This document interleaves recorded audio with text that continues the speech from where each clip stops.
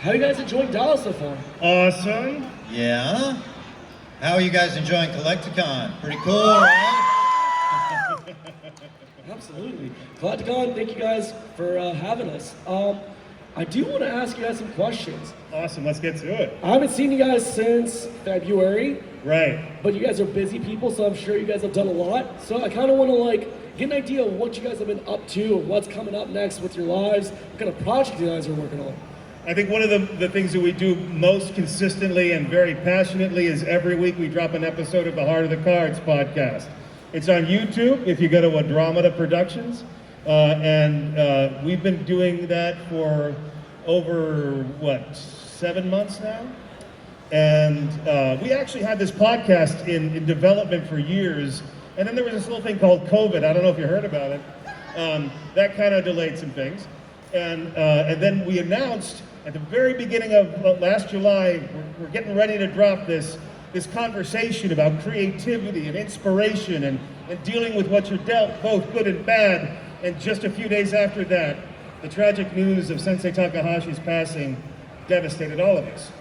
So we thought, even though we had a bunch of episodes already recorded, the first episode had to be a tribute to Takahashi. So that is episode 0.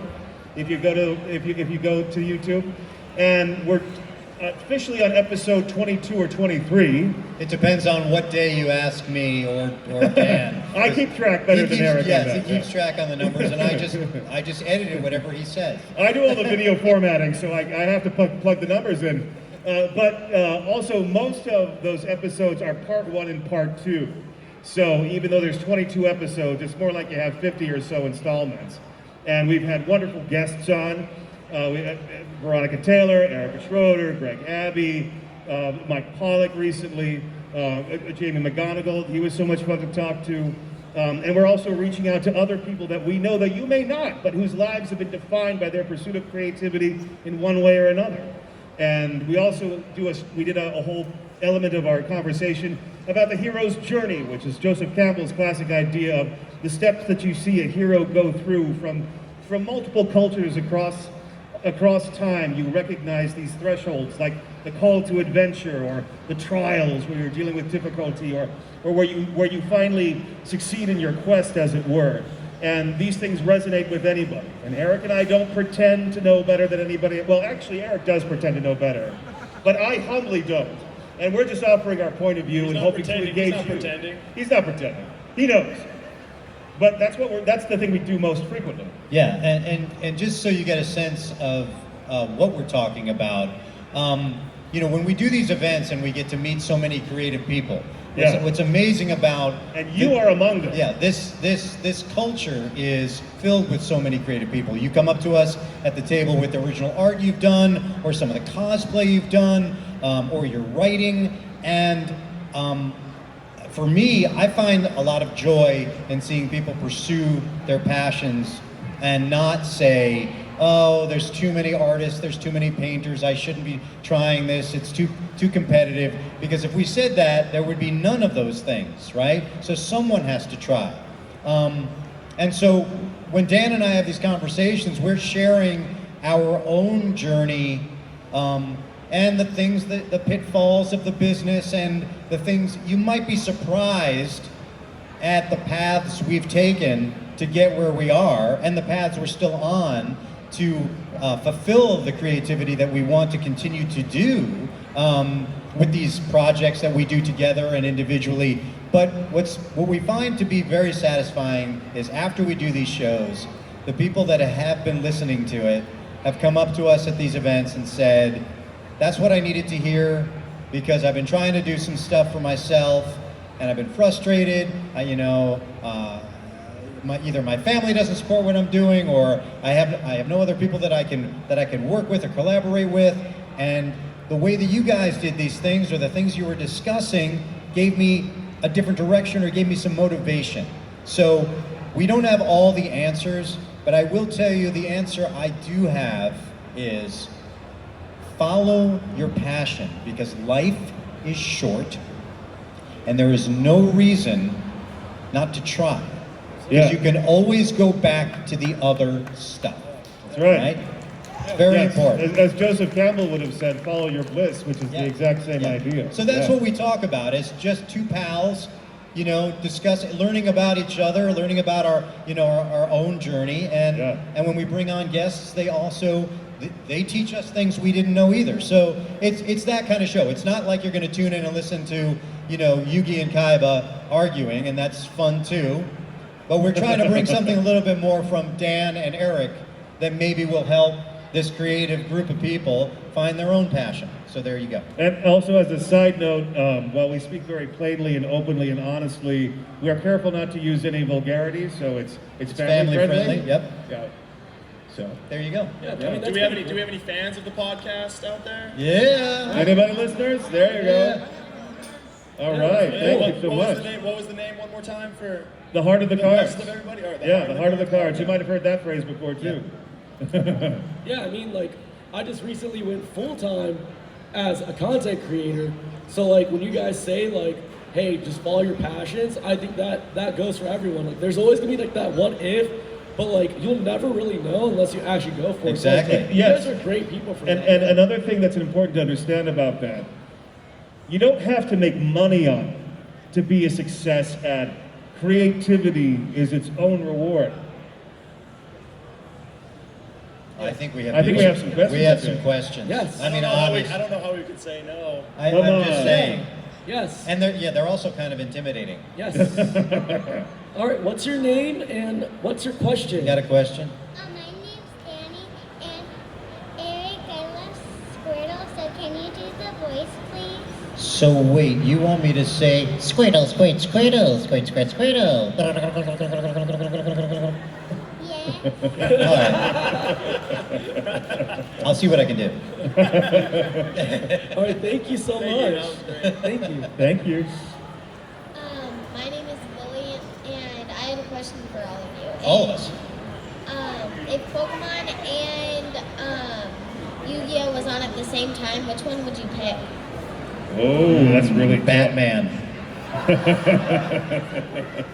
That's a good answer. Yeah. Yeah, for me it would be Spider-Man. Yeah. But yeah. It's a good one. Thank you. Oh yeah, let's bring that up. Okay. Awesome. Thank you. Hello. Hi. My name is Chris. Hi, Chris. So first of all, I have a question for Eric. Okay. And that question is, how do you feel about James leaving the anime too? James leaving. Do these characters ever really leave? I guess they leave the program, right? So maybe they're not being followed around by a camera anymore. But they don't really go anywhere, right? Right? Yes. I mean, you can either go back and watch some old episodes, maybe find a James card that you like or an action figure. I don't think any of those characters really leave us, Yes, true. right? And one more for both of you. Yeah. How hard is it to imitate the voices of Pokemon? Well, we Oh. don't imitate. No, are you talking about imitating each other, or No, you mean just the doing the doing voices? the The voices of Well, he does some pretty amazing ones that I think would surprise you of his vocal range. Oh You- well. Yes. So there's Yugi, right, is higher pitched, and so many people ask, how do you get that your voice so high? And it's about how you use the breath in your body. Your high notes come from your head. Your lower notes come from your chest. So Yugi says stuff like, Grandpa says I can always believe in the heart of the cards. And Yugi's more like, that's right, it's time to duel. but it's something that anybody can learn. It's a skill like anything else. Show him do one of the Pokemon that you do. Oh, trick or treat. that's even higher than That's Yugi. what I wanted him to do, to show you that. Yes. So yes, very funny, right? You wouldn't. I actually have a little Trico inside me You that wouldn't does it. expect that from him. I'm just lip syncing to this Right? Pokemon. Good question, though. Thank you. Yeah. That's a great question. That was right. I have a question. Now, does anyone here play the Yu-Gi-Oh app, Yu-Gi-Oh Duel Links? I think probably more than a few people. Yeah. I know I do. Are you guys surprised that an app as big as Yu-Gi-Oh Duel Link would skyrocket, even surpassing Yu-Gi-Oh Cross Duel, the most recent app that brought? Because I'm a big supporter of that game. I duel on it every day. In fact, right now I'm using a Tem because I know you were gonna be here, and don't worry, I even have a deck for both. I have a legacy deck that is like Yugi and Kaiba deck. It's a Yugi Kaiba deck made up with the Egyptian gods and all that. So you're wondering if we thought it would be successful? Doesn't it have Kaiba in it? It has two variations. No, that's all you know. It has. Well, then there's your And answer. it has Mokuba. I'm not surprised. We have. All you need to know. There you go. Yeah. Yeah. Hey, I'm a little bit older than most people here. Except for me, but that's all right. You mentioned creativity earlier Yes. on. There's a lot of projects on YouTube. There's one particularly called Yu-Gi-Oh! Abridged, Yep. where they redub the voices. Yep. Have you seen that, and what do you think of it? I've seen it, and I know Martin. He's very talented, very funny. I like it, but I am much more drawn to original idea. Parody is great, and satires. I mean, I love that stuff. But to me, if I had that much time and that much ability, I would do something of my own. And there's really nothing new, right? There's nothing new in storytelling. But you can come up with your own versions of these things that are not using those characters. that's true. That's my thing on it. I But have nothing against it. Right, he's very clever. Yeah. He's very clever. And I know he recently, his father passed away Yeah. recently, and I extended my sympathies to him. So there's absolutely no ill will. And I think the Yu-Gi-Oh! Bridge stuff has a lot of humor to it. It was a little weird when he started doing Dan Green. Yeah. And it was like a stuffy of Yami, and I'm like, well, that's not exactly making fun of Yu-Gi-Oh! Anymore, Right. is it? But Right. that's all good. Yeah. Oh, one more follow-up question. Yeah. Have you ever, like, you're looking at the script and you're like, really, like, do I have to say this? Have you ever had a moment where you Every just, day, man. Well, I also directed Yu-Gi-Oh! All right, so I tried to fix those things before even the actors would see them. But there were times where There's no way you can fix Ori Calcos. I No. mean, what is it? No. Yeah. But there were definitely lines. You know, we knew our characters pretty well. So when new writers would be assigned to the show, they didn't really know how we spoke. Yeah, there's right. that, there's So that. there was a lot of, you know what, Kaiba wouldn't say it like this. I know what you're trying to do here, but let's flip this around. But then there were times where we just would shake our heads and say, but you know what? That's not necessarily our job, right? We're Yeah, not, you know. getting back to more the basic elements of creativity, even though there are details within any story, the things that matter are the things that are easily understood, right? So having a moment of desperation, having a moment of hope, having devotion among friends, having a seething hatred if you're Merrick, or a really seething hatred if you're also Merrick. So, you know, those are the things that are easy to connect to. Yes. last thing, have you ever seen something you're like, well, this kind of jumps the shark? You ever had a moment like that? Sure, but as actors, you can't go there. You have to commit to what's on the page because that's your job. You're telling the journey of a character in a story and also the journey of the story in the character. And I will say that that has motivated Dan and I to do our own project. Yeah. Because being geeks and fans of this kind of stuff anyway, but being in situations where we both said, you know what, why are they doing that? And that's not the best way to tell that story. So instead of trying to correct someone else's project, we just said, let's do it ourselves. Exactly. And that's with Crossing the Gods, which is a show that we're working on. Yeah. But the same thing. The creativity is, don't just say, I can do it better than those people. Just say, I can do it my way. I have a way I want to tell my story.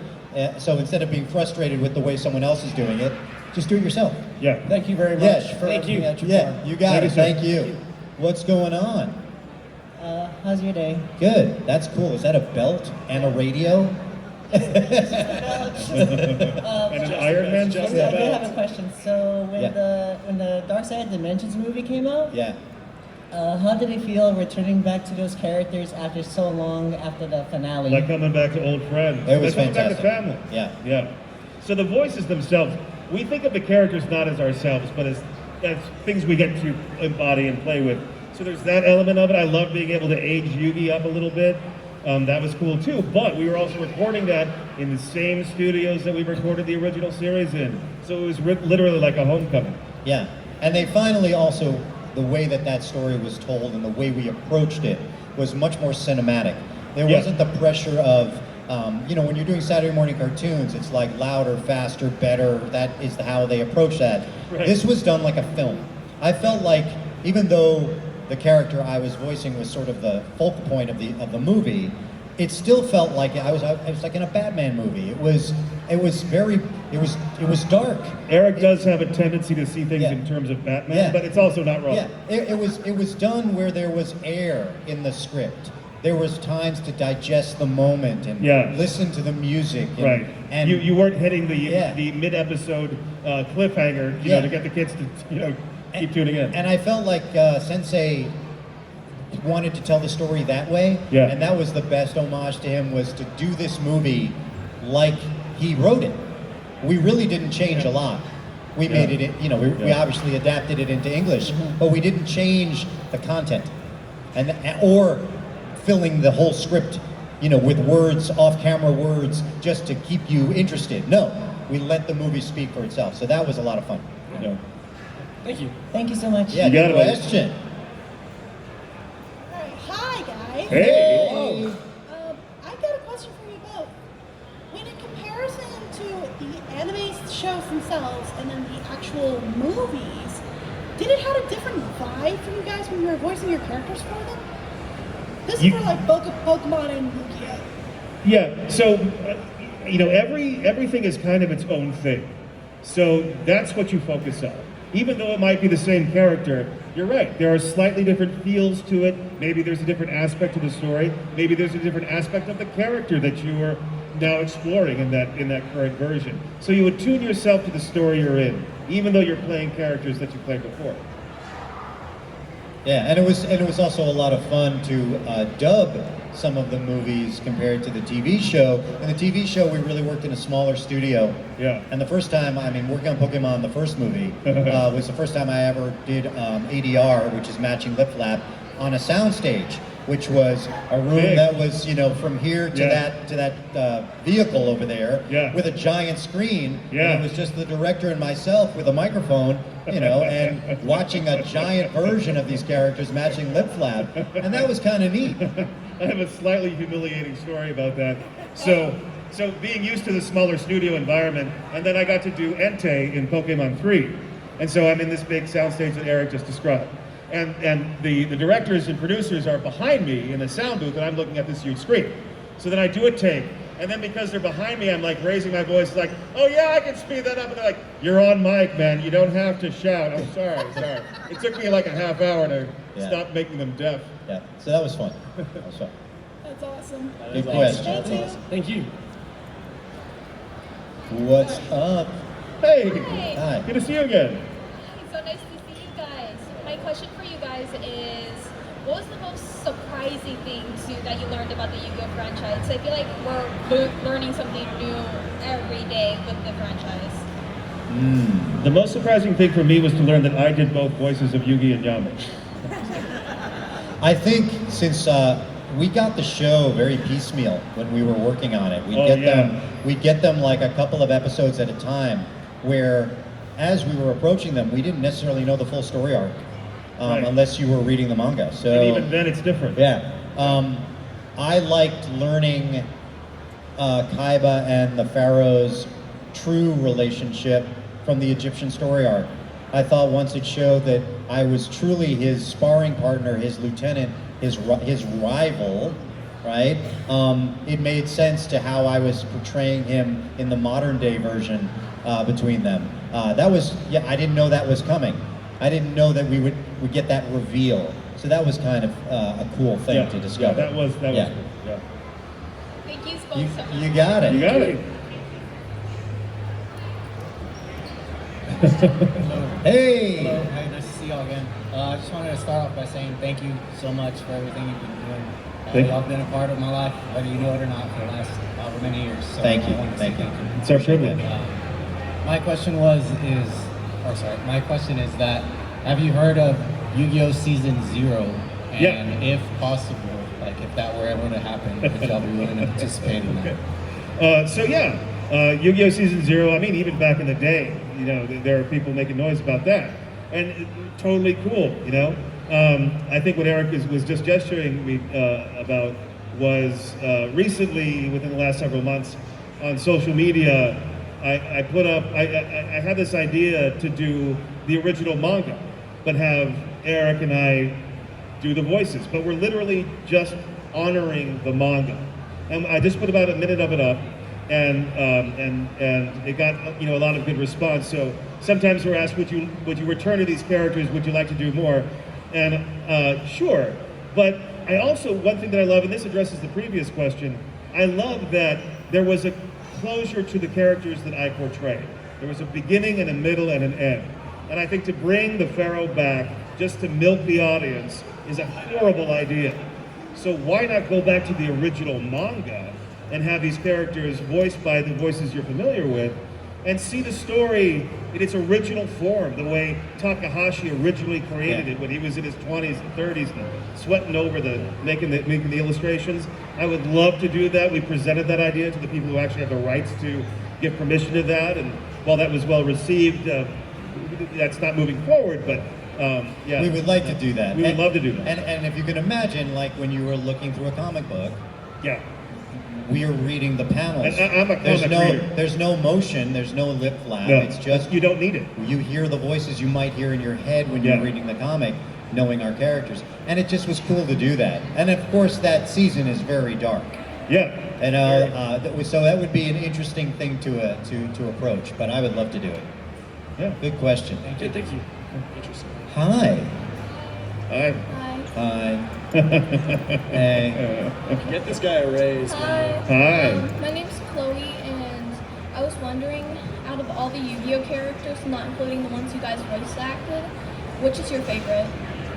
Okay. Ooh, the Pharaoh's my favorite, I have to say. Yeah, I mean, if I were to play any other character, I'd want to, not that I think I could, but if I want to, that would be a cool character to approach. I think there's a lot of depth to that character, and a challenge, which I definitely commend my friend Dan here. Playing a hero without being one-dimensional is not easy at all. It's like Superman all the time, right? If there's no human side to it, if there's no dynamic, it can be very Johnny One-Note, right? And I think what Dan brought to that character was great. That would be a great challenge as an actor. That would be the character I would pick. Well, that's very kind. But I was helped out in that because there was a complexity within the character and the dynamic existing between Yugi and Yami. Yeah. I think you do a fantastic job. Oh, with thank Pharaoh. you, thank you. I mean, playing Kaiba would be fun, for sure. But what about Tristan? There's so much about him we don't know. Yeah. I mean, That's he actually true. could be a secret agent for all we know. That's so true. Maybe there's something there. Yeah.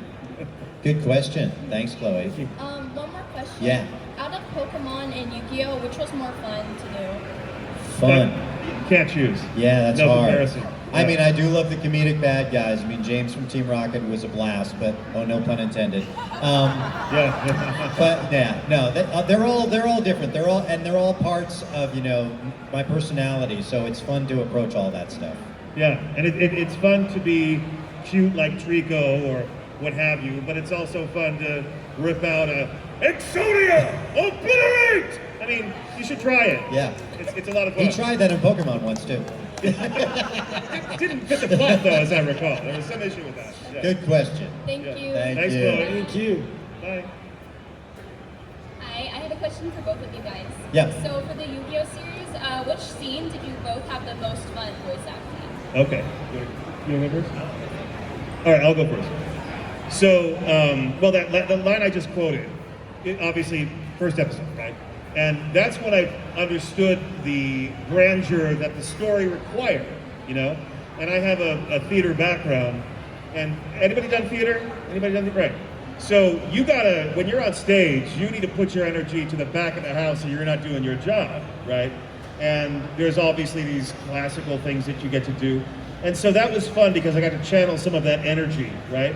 But my favorite thing, I think, like I said before, was the closure of the story between the two characters that I happened to portray. Not because I was doing it, I just thought it was a great way to end the story. So that was gratifying. There are great moments in the whole story arc. I mean, obviously some of my, digs and the lines and the insults, and that's all great, or threatening to kill myself if he doesn't let me win. That's always fun.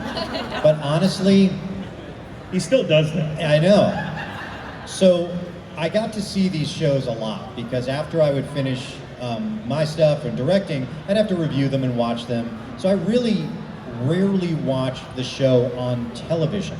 I'd watch it in the studio. Yeah. And even watching it on television, it would just be me watching it, right? There's no audience. My favorite moment was in the theater watching Dark Side of Dimensions when I say, it's not a monster, it's a god. And when I played Zodiac, the whole theater went crazy, and the sound effects, the whole boom. I was like, all right, this is good. This is good. That was like very, very powerful for me as an actor to feel the audience response for the first time in person like that. Yeah. So there you go. Thank you guys. Thank you. Adam. Yeah. That's it. How's it going, guys? Hey. Good, how you doing? Hey, doing great.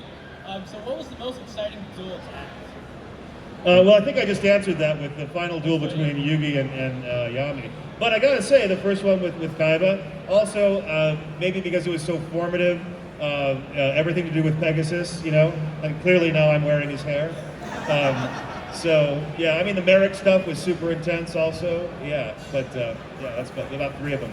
I liked at the end of Yu-Gi-Oh! The first movie, where he and I teamed up. Yeah. That was cool. Yeah. That was cool. Because that was like, okay, an enemy of my...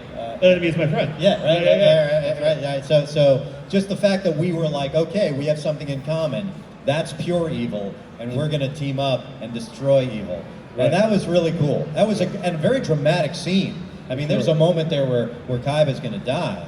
I mean, it's heavy. Yeah. So that was one of my favorite duels. Yeah. Not against him, but with him. Right. And just one more question. When you saw your characters to act, how did you come up with the voice for them? How do you come up with the voices? Yeah. So as an actor, you're told what to do. You're told to fulfill something that they're asking, and so you have to follow the direction, right? And some of that's informed by what's in the original animation from Japan. So there's that. But as many of you might know, what I do with Yugi and Yami is very different than the original animation, which in some way I feel like I should apologize to all of Japan, but I was also just being asked to do what they wanted. And you might also observe that in the first season of Yu-Gi-Oh!, the difference between those two characters is less. As the seasons go on, Yami gets deeper, maybe Yugi gets a little bit higher, but again, that's what there was this phrase they would put in the scripts, Yami it up, which meant go deeper, go bigger, and it's like, oh, okay, I know what you're asking for. Yeah, so. And a lot of things are also regional and in terms of approach. Exactly. So we would be given a new show with a list of characters, and you go and you listen to the voices that they use, you listen to the register that the original Japanese might be in. Meaning the depth of the... Right? But then you think about, like, let's say comedy. Okay, so in the Japanese, there might be this big, heavy-set character named Tiny, who's got a big, deep voice and talks like this. And you go, well, that's kind of funny. But here in America, Tiny would be funnier if he talked like this, right? So we would do the exact opposite. We would make decisions based on what would work. Also, like with Yu-Gi-Oh!, there are many young boy voices, right? Tristan, Joey. So if you listen to the Japanese a lot of times, you'll not only hear similar approaches, but the same actor will play 3 main characters and you go, they all sound the same. We wanted, not always the best choice, but we wanted you to recognize who was speaking even if you weren't in front of the television. So if you went into the kitchen to go get a snack and you heard going, hey, it's Joey from Yu-Gi-Oh! You'd be like, oh, I know it's the right. You know, because he's got the accent, right? That's Brooklyn right. Rage. He's got the accent.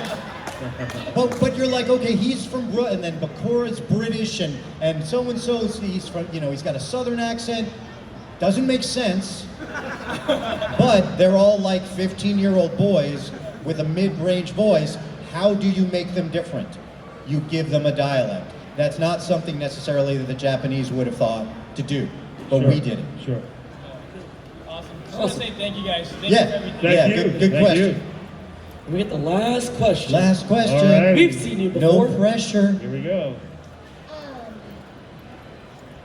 Oh. You got it. You got this. You got this.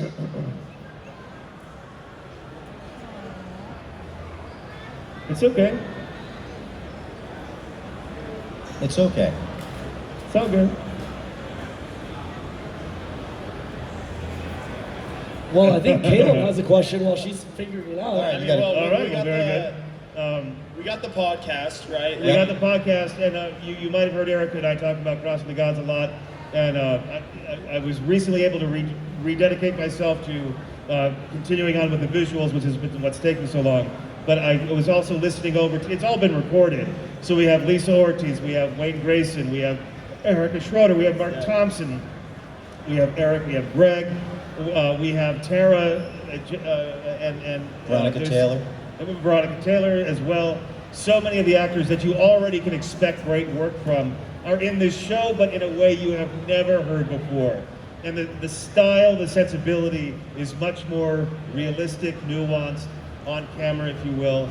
And yeah, I'm really excited to eventually get that out there so you guys can see how amazing these performers are. And Dan hand draws the art for that show, for that series.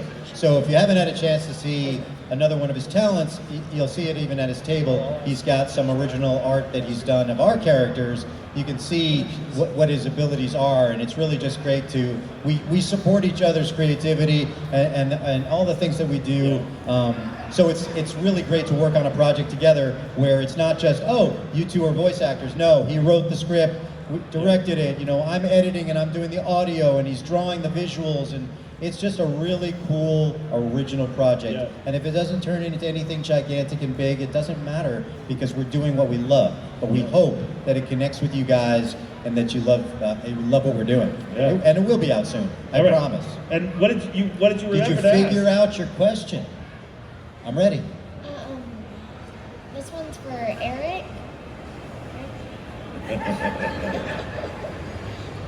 Which one did you like playing more? Did you like playing James or Brock? Well, Brock reminded me of me a little bit in middle school. I was distracted by shiny things all the time. I'm talking about girls. But James, I approached James like one of the Frasier and Niles Crane, right? James would be their animated younger brother, right? You're too young to watch Frasier, but it's funny. I went to a very weird, kind of cool, granola, crunchy private school, but we played sports against really, really rich, like blazers and khaki pants, blue blood kind of schools. And all I was doing was imitating everyone I played sports against in high school. So that was a lot of fun. That's awesome. Thanks for asking. Good question. Yeah, just to kind of close it out, I do have my own question about your podcast. And I know that you guys talk about collaborating with similar creatives around these different conventions. Sure. When you're meeting up with all these different voice actors and actresses at these shows, does that kind of give you guys ideas in regards to who to bring on to your next podcast? Hell yeah. Oh yeah, oh yeah. Yeah. We've definitely been going like, yeah, you know, with this person. The other thing too is that even though we don't necessarily work with everyone here, right? You know us from some sort of crossover shows where it's like, oh, I work on Pokemon and Yu-Gi-Oh! So everybody knows each other from this. But, you know, we're friends with each other just because we all meet each other in this capacity. And once we actually like someone, I mean, that's really what it is. It's you also want to work with people, except the two of us, that you get along with, right? Because that's also really important. But we've met some really great people, and that we have made a list of when new characters come up. We'd like to do this, but we also like to bring in people to play roles that you wouldn't expect from them, to show the range they have as an actor. Yep. So yeah. That's sick. That's sick. Well, you know, we appreciate you guys for your time. I know we went a little over. That's but okay. We do That's appreciate okay. you We guys. appreciate it. Thank you guys. Thank you, Collecticon. Let's hear for these guys and everybody that works here. Thank you. Thank you. Thank you. Putting on a great show as always. So we wouldn't be here without you. Yeah, So thank you most of all. Give it up for Dan and Eric. Thank you guys. Let's give a round of applause for Dan and Eric, guys. Thanks for a great weekend. Thank you. Have a safe home.